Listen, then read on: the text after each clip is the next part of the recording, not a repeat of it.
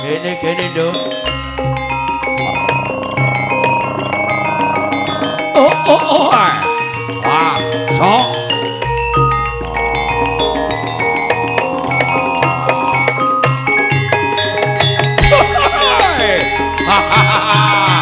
Cara tok maju cok.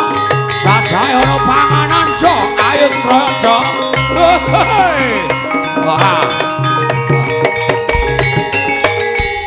Putra tata katiwisaya Indriaksa kaya maruta kana margana maratuaku dhewe omahe kinjang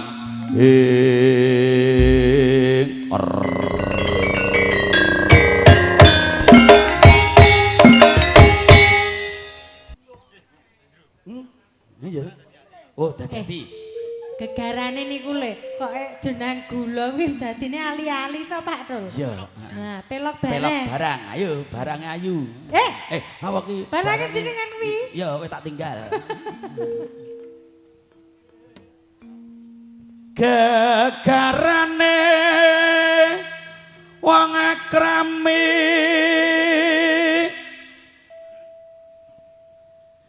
tutu banda tutu rupa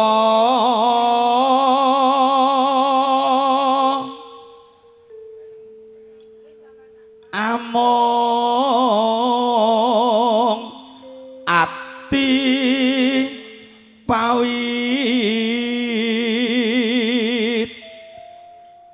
tane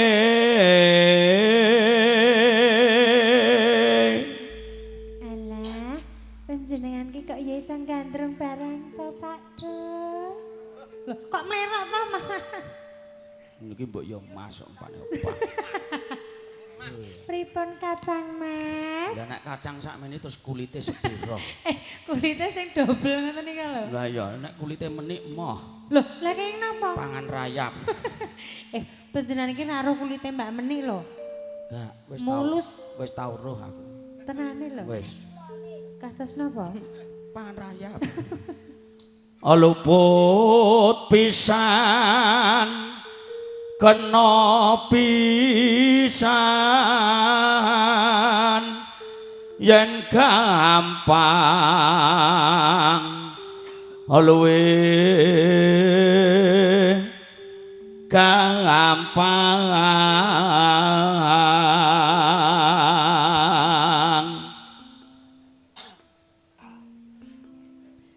yen angel ka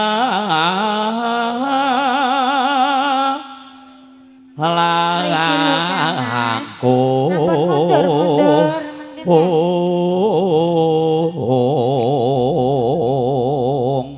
panjenengan ki wong ngajak gandrung kok malah ning mburi lho Kang Mas. Mergo disuting yo. Lah kenging napa? Kayunan sing wedok. Tan kena ati numbas arta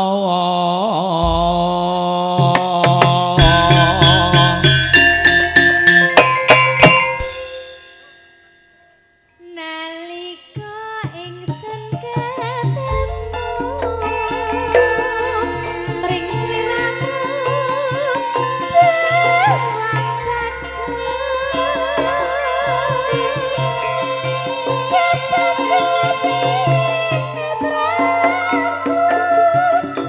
Wit